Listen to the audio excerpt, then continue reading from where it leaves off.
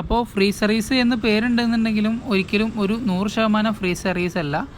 ലേബറും കാര്യത്തിനും ഒക്കെ തന്നെ ഫ്രീ ആണെങ്കിലും ഇതിൻ്റെ ഓയിലും കൂടാതെ മാറ്റുന്ന ഫിൽറ്ററിനൊക്കെ ഇപ്പോൾ തന്നെ നമ്മൾ പേയ്മെൻറ്റ് കൊടുക്കേണ്ടി വരും.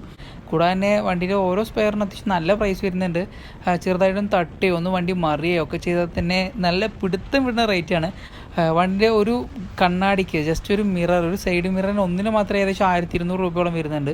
കൂടാതെ തന്നെ അയിമ വരുന്ന ഇൻഡിക്കേറ്ററിന് ഏകദേശം 800 രൂപയോളം വരുന്നുണ്ട്. അതിന് ഭയങ്കര പ്രൈസാണ്. വണ്ടി തട്ടുക മറിയൊക്കെ ചെയ്താൽ നമുക്ക് ഡ്യൂക്കിന് ചിലവാകുന്ന ഡബിൾ ക്യാഷ് നമുക്ക് ഈ ഒരു മോഡലിന് ചിലവാകും. അതുകൊണ്ട് തന്നെ നിങ്ങൾ എന്ത് ചെയ്യണം, ബമ്പർ ടു ബമ്പർ ഇൻഷുർ മസ്റ്റായിട്ട് ഈ ഒരു മോഡലിന് എടുക്കണം. ഹലോ ഗൈസ്, എല്ലാവർക്കും നമ്മുടെ പുതിയൊരു വീട്ടിലേക്ക് സ്വാഗതം ഗൈസ്. അപ്പോൾ ഇന്നത്തെ വീഡിയോയിൽ ഞാൻ നിങ്ങളോട് പറയാൻ പോകുന്നത് KTMൻ്റെ ഡ്യൂക്ക് 200ഉം RC 200 എന്ന മോഡലിൻ്റെ സർവീസ് മെയിൻ്റെനൻസ് കാര്യങ്ങളൊക്കെ തന്നെ വെച്ചിട്ടൊരു വീഡിയോ ആണ്. ഒരുപാട് ആളുകൾ എന്നോട് ചോദിച്ച കുറച്ച് കാര്യം കൂടെയാണ്.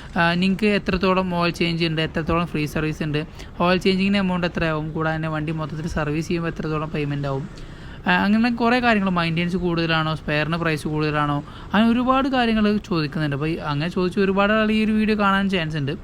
അപ്പോൾ വീഡിയോക്ക് പോകുന്നതിന് മുമ്പ് നമ്മുടെ ചാനൽ സബ്സ്ക്രൈബ് ചെയ്തിട്ടുണ്ടെങ്കിൽ സബ്സ്ക്രൈബ് ചെയ്യുക. കൂടെ ബെൽ ബട്ടൺ കൂടെ ക്ലിക്ക് ചെയ്യണമെങ്കിൽ നല്ല വീഡിയോ എനിക്ക് പെട്ടെന്ന് ലഭിക്കും. കൂടാതെ തന്നെ കഴിച്ച് നമ്മൾ ഒരു മീറ്റപ്പ് കാര്യങ്ങളൊക്കെ വെക്കാൻ കരുതിയിട്ടുണ്ട്. നമുക്ക് ഓൾറെഡി ഒരു റൈഡേഴ്സ് ക്ലബ്ബ് ഉണ്ട് നമ്മളെ മോട്ടോർബൈക്സിൻ്റെ പേരിൽ തന്നെ.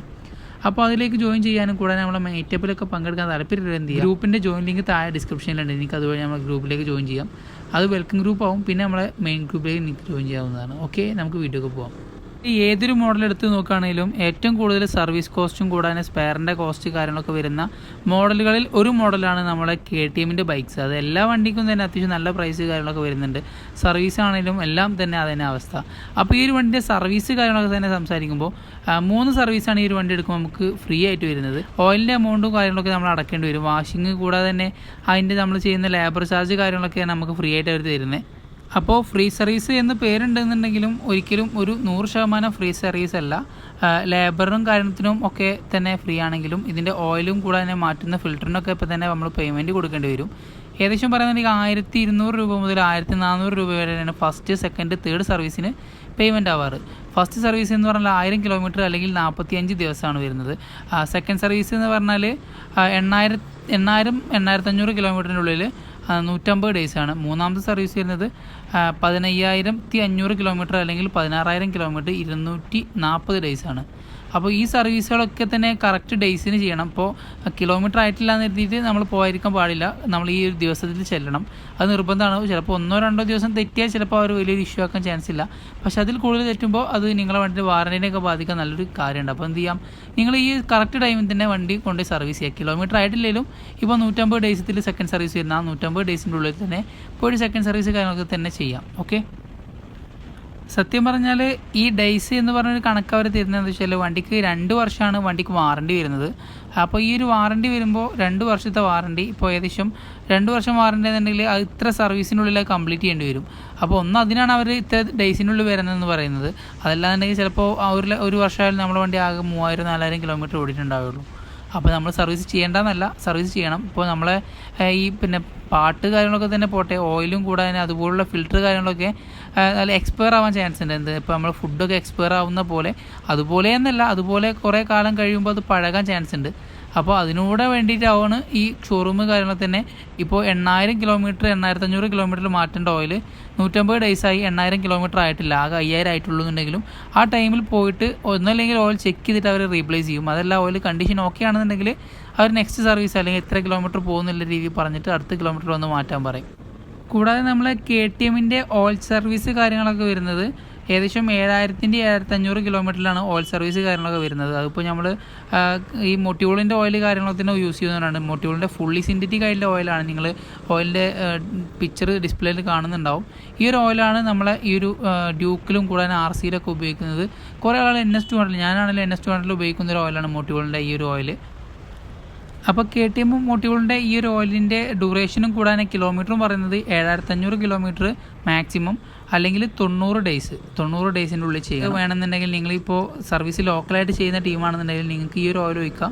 ഒഴിച്ചിട്ട് ഏകദേശം പറയാന്നുണ്ടെങ്കിൽ ഇപ്പോൾ ഷോറൂമിൽ നിന്നാണെങ്കിലും പുറത്തുനിന്ന് എടുക്കുന്ന ആളാണ് എനിക്ക് പറയില്ല എന്താ വെച്ചാൽ ഒരു 7500 മാക്സിമം പറയുന്നത്. അപ്പോൾ ഒരു 6500 7000-ൻ്റെ ഉള്ളിലായിട്ട് നിർബന്ധമായിട്ടും നിങ്ങൾ എന്ത് ചെയ്യുക, ഈ ഒരു ഓയിൽ മാറ്റം നൽകുക. 7500 വരെ ഓടണ്ട എന്നാണ് എൻ്റെ അഭിപ്രായം. ഞാനൊക്കെ എൻ്റെ വണ്ടിയിൽ അതാ ചെയ്യാറ്. അത് ചെയ്ത ഒരിക്കലും നിങ്ങൾക്കൊരു ലോസായിട്ട് അവിടെ വരില്ല, തീർച്ചയായിട്ടും നിങ്ങൾക്കൊരു ബെനിഫിറ്റേ വരുള്ളൂ. കാരണം വണ്ടീൻ്റെ എഞ്ചിന് കാര്യങ്ങളൊക്കെ തന്നെ ലൈഫ് കാര്യങ്ങളൊക്കെ തന്നെ കൂടാൻ അത് സഹായിക്കും.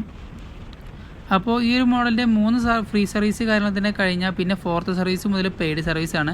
ആ സർവീസ് ആണെങ്കിലും 7000-7500 കിലോമീറ്ററിൻ്റെ ഇടയ്ക്ക് തന്നെയാണ് വരുന്നത്, അല്ലെങ്കിൽ 90 ഡേയ്സ്. അപ്പോൾ ഈ ഒരു 90 ഡേയ്സ് കാൽക്കുലേറ്റ് ചെയ്താൽ ഇപ്പോൾ കഴിഞ്ഞ ഡേറ്റ് ഓഫ് സെയിലിൻ്റെ അവിടെ നിന്ന് അങ്ങോട്ട് 45 ദിവസം കൊണ്ടാണ് ഫസ്റ്റ് സർവീസ് ചെയ്യുന്നത്. പിന്നെ ഡേറ്റ് ഓഫ് സെയിലിൻ്റെ അവിടെ നിന്ന് അങ്ങോട്ട് പിന്നെ 150 ദിവസം. കാരണം ഫസ്റ്റ് സർവീസിൻ്റെ അവിടെ നിന്ന് അങ്ങോട്ട് 90 ദിവസം, പിന്നെ സെക്കൻഡ് സർവീസിൻ്റെ അവിടെ നിന്ന് അങ്ങോട്ട് 90 ദിവസം, അങ്ങനെ 90 ദിവസം 90 ദിവസം പറയുന്നുണ്ടെങ്കിൽ 3 മാസം വെച്ചിട്ട് അങ്ങനെ പോകുമാവും. അപ്പോൾ എല്ലാ സർവീസിലും ഓയിൽ ചേഞ്ച് കാര്യങ്ങളും വരും ഇതിൽ.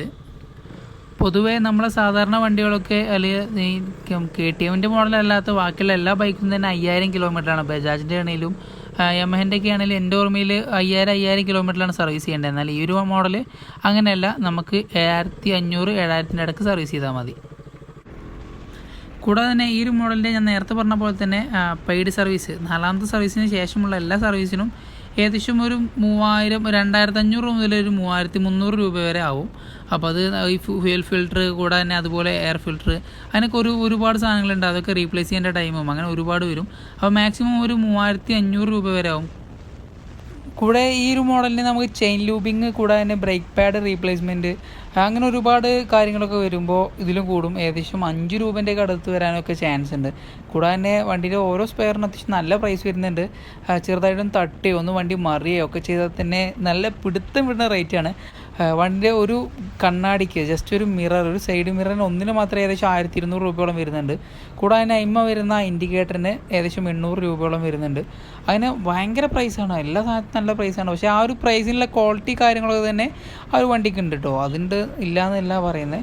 പക്ഷേ നല്ല മെയിൻ്റെനൻസ് തന്നെ കൊടുക്കുന്നത് 200 സെഗ്മെൻറ്റിൽ ഏറ്റവും ടോപ്പായിട്ട് മെയിൻറ്റെയിൻ ചെയ്യേണ്ട ഒരു മോഡലായിട്ടാണ്, അല്ലെങ്കിൽ ഏറ്റവും കൂടുതൽ സർവീസ് ചാർജ് കാര്യങ്ങളൊക്കെ വരുന്ന ഒരു മോഡലായിട്ടാണ് എനിക്ക് RC ഡ്യൂക്കൊക്കെ പറയാറ്. പ്രത്യേകിച്ച് RC സർവീസിൻ്റെ ഓയിൽ ചേഞ്ച് കാര്യങ്ങളൊക്കെ തന്നെ ഡ്യൂക്ക് 200 സെയിം ആണെങ്കിലും വണ്ടി തട്ട് മറിയൊക്കെ ചെയ്താൽ നമുക്ക് ഡ്യൂക്കിന് ചിലവാകുന്ന ഡബിൾ ക്യാഷ് നമുക്ക് ഈ ഒരു മോഡലിന് ചിലവാകും.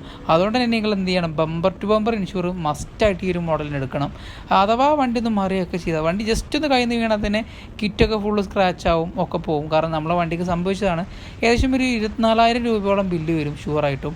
മിനിമം ഒരു 20 രൂപേൻ്റെ അടുത്ത് എന്തായാലും ബില്ല് വരാൻ ചാൻസ് ഉണ്ട്. ഫ്രണ്ട് വൈസറും കൂടാതെ തന്നെ ഫ്രണ്ടത്തെ ഫയറിങ് കാര്യങ്ങളൊക്കെ പോയാൽ, സ്റ്റെം കാര്യങ്ങളൊക്കെ തന്നെ പോയാൽ ഒരുപാട് പൈസ വരും. അപ്പോൾ മാക്സിമം എന്ത് ചെയ്യുക, ബമ്പർ ടു ബമ്പർ ഇൻഷുറൻസ് എടുക്കാൻ ശ്രമിക്കുക. ഇൻഷുറൻസ് പറയുന്നുണ്ടെങ്കിൽ ഏകദേശം ഒരു ബമ്പർ ടു ബമ്പർ ഇൻഷുറിന് ഏകദേശം ഒരു 4000 രൂപയോളം വരും. അത് പിന്നെ ഓരോ ടൈം അനുസരിച്ച് കുറയും, ചെറിയൊരു വേരിയേഷനൊക്കെ വരും. പിന്നെ അഥവാ നമ്മൾ തട്ടിയിട്ട് പിന്നെ നമ്മൾ ക്ലെയിം ചെയ്യുമ്പോൾ നമുക്ക് ഈ ഒരു ബമ്പർ ടു ബമ്പറിന് ഇപ്പോൾ ഏകദേശം അന്ന് എനിക്കത് ഏകദേശം ഒരു 3000 രൂപയൊക്കെ എനിക്ക് എക്സ്ട്രാ അടക്കേണ്ടി വന്നുള്ളൂ. ഏകദേശം 26,000 രൂപയോളം ബില്ല് വന്നിട്ട്. അപ്പോൾ അത് നല്ലൊരു കാര്യമാണ്. കാരണം നമുക്ക് അത്രയും സേവിങ്സ് കിട്ടും. കൂടാതെ തന്നെ നമ്മൾ അഥവാ ഒന്ന് ആറ്റുനോട്ട് വണ്ടി എടുത്തിട്ട് ചെറുതായിട്ടൊന്ന് ക്രാഷ് ആയാൽ നമ്മൾ വണ്ടി ശരിയാക്കും ക്യാഷ് ഉണ്ടാക്കാൻ ഓടണ്ട. കാരണം ഇപ്പോൾ ഒരു നോർമൽ ഫസ്റ്റ് ക്ലാസ് ഇൻഷുറൊക്കെ എടുത്താൽ പ്ലാസ്റ്റിക്കിന് അങ്ങനെ 100% ക്ലെയിം കാര്യങ്ങൾ കിട്ടില്ല. 60 അല്ലെങ്കിൽ 80 ആ ഒരു റേഞ്ചിലേക്ക് കിട്ടുള്ളൂ. അപ്പോൾ അതുകൊണ്ട് നമ്മൾ മാക്സിമം ഒരു 20 റുപ്യേൻ്റെ പണി വിട്ട് എന്തായാലും ഒരു 30 റുപ്യേൻ്റെ പണി എന്തായാലും ഒരു 10 റുപ്യ നമ്മൾ കൂട്ടേണ്ടി വരും. അതുകൊണ്ട് നിങ്ങൾ എന്ത് ചെയ്യുക, maximum bumper to bumper insurance എടുക്കുക. കൂടാതെ ഗൈസ് ഒരുപാട് ആളുകൾ ചോദിക്കുന്നൊരു കാര്യമാണ്, വണ്ടിൻ്റെ വാറണ്ടി ഡീറ്റെയിൽസ് തന്നെ ഒരുപാട് ആളുകൾ ചോദിക്കാറുണ്ട് എന്നോട്. അപ്പോൾ അവർക്കുള്ളൊരു മറുപടിയാണ് ഞാൻ കൊടുക്കുന്നത്. നമ്മളെ ഈ ഒരു വണ്ടികൾക്ക് ഏത് വണ്ടിയാണെങ്കിലും ആ ഒരു വണ്ടിക്ക് നമുക്ക് വാറണ്ടി കിട്ടണമെന്നുണ്ടെങ്കിൽ കമ്പനി പറയുന്ന സർവീസ് കമ്പനിയിൽ നിന്ന് തന്നെ ചെയ്യണം. കൂടാതെ തന്നെ വണ്ടീൻ്റെ കമ്പനി റെഫർ ചെയ്യുന്ന ഓയിൽ തന്നെ ഒഴിക്കണം. അങ്ങനെ ഒരുപാട് കാര്യങ്ങളുണ്ട്. സർവീസൊക്കെ തന്നെ ഒരു ടൈം തെറ്റാതെ ഞങ്ങൾ 1-2 ടൈം ചെറുതായിട്ട് തെറ്റ് ചെയ്തിട്ട് അവർ അങ്ങനെ പെട്ടെന്ന് നിങ്ങളെ വാറണ്ടി ഒഴിവാക്കൊന്നുമില്ല. എന്നാലും നിങ്ങൾ എന്ത് ചെയ്യണം, മാക്സിമം അവർ പറഞ്ഞ ടൈമിൽ തന്നെ വണ്ടി കൊണ്ട് സർവീസ് ചെയ്യുക. അവർ പറഞ്ഞ കാര്യങ്ങൾ ചെയ്യുക. വണ്ടിയിൽ എക്സ്ട്രാ ജസ്റ്റ് ഒരു LED ലൈറ്റ് പോലും വെക്കണമെന്നുണ്ടെങ്കിൽ നിങ്ങൾ എന്ത് ചെയ്യുക, വല്ല വയറോ കാര്യങ്ങളോ കട്ട് ചെയ്യുമ്പോൾ ഷോറൂമിലേക്ക് വിളിച്ച് ചോദിക്കാം, നിങ്ങളെ വണ്ടിക്ക് ഇന്ന കാര്യങ്ങൾ ചെയ്താൽ എന്തെങ്കിലും പ്രശ്നമുണ്ടോ, വാറണ്ടിയെ ബാധിക്കുമോ എന്നൊക്കെ. അപ്പോൾ എന്ത് സംഭവം എന്ന് വെച്ചാൽ ചിലപ്പോൾ ആ ഒരു പ്രശ്നമാവില്ല നിങ്ങളെ വണ്ടിക്ക് ഉണ്ടാവുക. ഭാവിയിൽ നിങ്ങളെ വണ്ടിക്ക് എൻജിൻ സംബന്ധമായതോ അല്ലെങ്കിൽ അത് സംബന്ധമായ എന്തെങ്കിലുമൊക്കെ ഒരു പ്രശ്നം വന്നാൽ നിങ്ങൾ ചെയ്ത് ഈ ഒരു വർക്ക് ഉണ്ടാകും, നിങ്ങളിതൊക്കെ ചെയ്തുകൊണ്ട് അതുകൊണ്ട് വാറണ്ടി കിട്ടില്ല എന്ന് പറഞ്ഞ് റിജക്റ്റ് ചെയ്യും. കൂടാതെ തന്നെ ഇതിനടുത്ത് പറയാനുള്ള ഈ ഒരു വണ്ടിയുടെ സ്പെയർ അവൈലബിലിറ്റി കാര്യങ്ങളൊക്കെ തന്നെയാണ്. അത് സംസാരിക്കുമ്പോൾ എനിക്ക് പറയാനുള്ള എന്താണെന്ന് വെച്ചാൽ ഏറ്റവും ലോ ആയിട്ട് സ്പെയർ കിട്ടുന്നൊരു മോഡലാണ്. നമുക്കിപ്പോൾ ലോക്കലായിട്ടൊന്നും ഇതിൻ്റെ സ്പെയർ അധികം പർച്ചേസ് ചെയ്യാൻ കിട്ടില്ല. കുറേ സ്പെയറൊക്കെ NS200 മാച്ചിങ് ആണ്.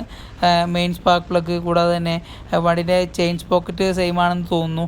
അതുപോലെ മാസ് സിലിണ്ടറിൻ്റെ കിറ്റ്, അങ്ങനത്തെ ഒരുപാട് നമ്മൾ NS200 സെയിം ആണെങ്കിലും ബാക്കിയുള്ള കുറേ സംഭവങ്ങൾ ഈ ഒരു മോഡലിൻ്റെ നമുക്ക് ലോക്കലായിട്ട് വാങ്ങാനൊന്നും കിട്ടില്ല അധികം. പിന്നെ നമ്മൾ ബാംഗ്ലൂരിൽ നിന്നൊക്കെ ഓർഡർ ചെയ്ത് വരുത്തിയിട്ടോ അങ്ങനെ കുറേ സംഭവങ്ങൾ വേണ്ടി വരും.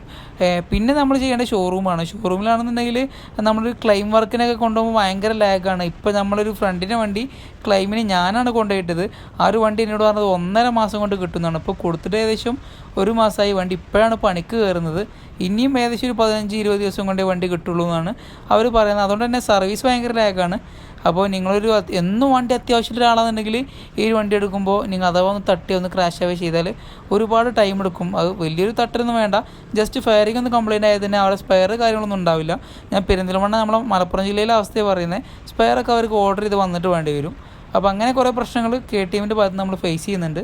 പക്ഷേ ഈ ഒരു വണ്ടി ഇഷ്ടപ്പെട്ടിട്ട് എടുക്കാന്നുണ്ടെങ്കിൽ അതൊന്നും ഒരു വിഷയമല്ല. നമുക്ക് സ്പെയർ കാര്യങ്ങളൊക്കെ വെയിറ്റ് ചെയ്യാൻ തയ്യാറാണെന്നുണ്ടെങ്കിൽ അതൊന്നും ഒരു പ്രശ്നമുള്ള കാര്യമല്ല. കൂടാതെ തന്നെ ഇവരെ സർവീസും കൂടാതെ നമ്മൾ പെയ്ഡ് വർക്ക് അതുപോലെ തന്നെയുള്ള മേജർ വർക്കിനൊക്കെ പോകുമ്പോൾ അതാണെങ്കിലും കുറച്ച് ലാഗാണ് ഇവർ. ലാഗ് എന്ന് പറഞ്ഞാൽ നമ്മളെ ഹോണ്ടയുടെ അല്ലെങ്കിൽ ബജാജിൻ്റെ യമഹയുടെ ഒന്നും പോലെ അത്രത്തോളം ഫാസ്റ്റ് അല്ല. ഒന്ന് മെക്കാനിക്സ് പൊതുവേ ചെറിയ ചെറിയ ഷോറൂമുകളാണ് ഇപ്പോൾ നിലവിലുള്ളത്. വലിയ വലിയ ഷോറൂമിലൊക്കെ അത്യാവശ്യം KTMൻ്റെ ഷോറൂമിൽ ഫാസ്റ്റായിട്ട് കിട്ടുന്നുണ്ടാവും. പക്ഷേ നമ്മളിപ്പോൾ പെരിന്തൽമണ്ണ ഇപ്പോൾ പുതിയൊരു ഷോറൂം ഓപ്പൺ ചെയ്തിട്ടുണ്ടെങ്കിലും അവിടെയാണെങ്കിലും കുറച്ച് ടൈമൊക്കെ എടുത്തിട്ടാണ് വണ്ടി കിട്ടുന്നത്. ഇപ്പോൾ വണ്ടി ഇന്ന് സർവീസ് ചെയ്യാൻ കൊടുത്താൽ ചിലപ്പോൾ സർവീസിനാണെന്നുണ്ടെങ്കിൽ അന്ന് തന്നെ കിട്ടും. പക്ഷേ ഇപ്പോൾ നമ്മൾ കുറച്ച് പെയ്ഡ് വർക്ക് കൂടെ ഉണ്ടെന്നുണ്ടെങ്കിൽ ചിലപ്പോൾ അന്ന് കിട്ടില്ല. പൊതുവേ ശരിക്കും പറയുന്നത് അന്ന് തരേണ്ട പണിയാവും. പക്ഷേ അവർക്ക് വേറെയും കുറേ വണ്ടികളുണ്ടാവും, അല്ലെങ്കിൽ മെക്കാനിക്കിൻ്റെ സ്ട്രെങ്ത്ത് കുറവാകും, അങ്ങനെ കുറേ പ്രശ്നങ്ങളുണ്ട്. അതുകൊണ്ടായിരിക്കും. കൂടാതെ തന്നെ നമ്മുടെ KTMൻ്റെ ഈ ഒരു മോഡലുകൾ ഞാൻ നേരത്തെ പറഞ്ഞപ്പോൾ തന്നെ സെഗ്മെൻറ്റിലെ ഏറ്റവും പ്രീമിയം ആയിട്ടുള്ള മോഡലുകളാണ്.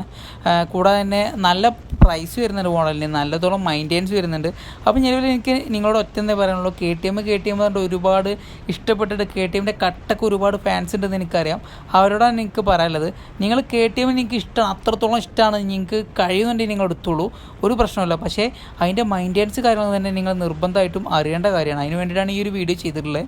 കാരണം കുറേ ആളുകൾ എടുത്തിട്ട് അതിൻ്റെ ഓയിൽ ചേഞ്ചിനും അതിൻ്റെ സർവീസിനൊക്കെ വേണ്ടിയിട്ട് ഒരുപാട് ബുദ്ധിമുട്ടുന്ന ആളുകളുണ്ടാവും. അപ്പോൾ അവർക്ക് വേണ്ടിയിട്ടുള്ള കാര്യങ്ങളാണ് ഞാൻ പറയുന്നത്.